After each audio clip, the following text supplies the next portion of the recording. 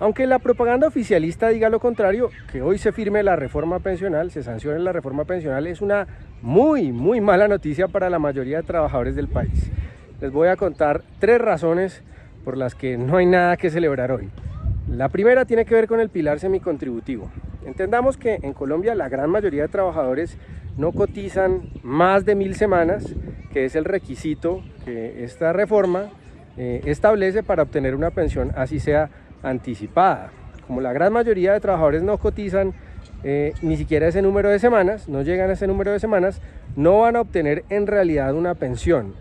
Los que queden con entre 1 y 299 semanas cotizadas van a recibir lo que se conoce como una indemnización sustitutiva. Como en adelante la mayoría de personas van a cotizar únicamente a Colpensiones, recibirán los aportes pero sin intereses. Hoy esas personas que están por debajo de 300 semanas, si están en el régimen de ahorro individual, pueden recibir una devolución de saldos que sí incluye intereses. Esta reforma, por tanto, le quita ese derecho a los trabajadores de aportar en cuentas individuales y en caso de que no lleguen ni siquiera a 300 semanas, recibir el dinero que aportaron más los intereses. Ya eso no va a existir, esa posibilidad no va a existir en este nuevo sistema pensional. Luego vamos a tener a los que cotizan entre 299 o 300 semanas y 1000.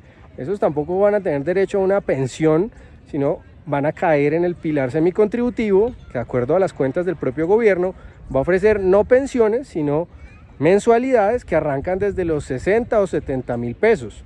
La mayoría de trabajadores van a tener mensualidades, si entran en este pilar semicontributivo, en torno a los 100, 120 mil pesos. Insisto, de acuerdo a las cuentas que hizo el gobierno de cara a la aprobación de esta reforma pensional. Luego, no es una buena noticia tampoco para los afiliados actuales a Colpensiones y que ganen más de 2.3 salarios mínimos.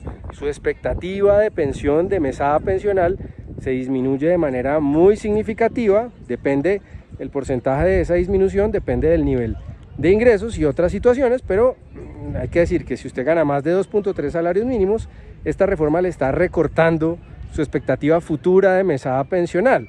Aquí no estamos hablando necesariamente de megapensiones de 25 millones de pesos, de 20, de 30.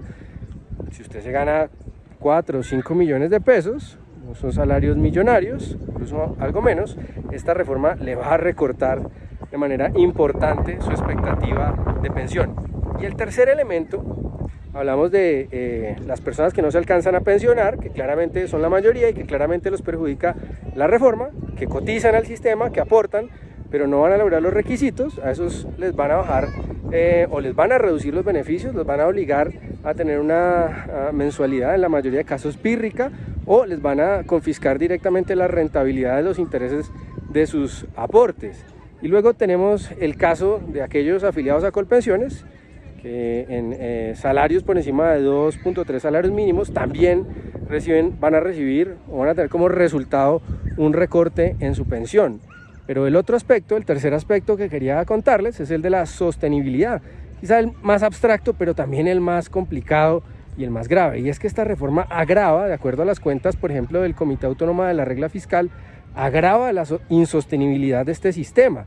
Es decir, lo hace menos viable financieramente. Ya era inviable, ya era un sistema pues, con muchos problemas para pagar, para cumplir los compromisos, pero con el traslado masivo de personas a Colpensiones, que es un sistema intrínsecamente inviable desde el punto de vista financiero, pues se agrava esa insostenibilidad. Y esto, traducido, ¿esto qué significa? Pues que de aquí en adelante va a tocar hacer reformas pensionales, que esto es una manera elegante de llamar a los recortes de las mesadas, pues va a tocar hacer reformas más agresivas de las que teníamos previstas hasta ahora, porque el sistema es más insostenible, esos recortes van a tener que ser más agresivos y van a tener que llegar más pronto, así que incluso aquellos que hoy se sienten a salvo de los recortes en las mesadas que vienen con esta reforma, pues no lo están del todo, porque la insostenibilidad del sistema se agrava y probablemente más temprano que tarde van a llegar reformas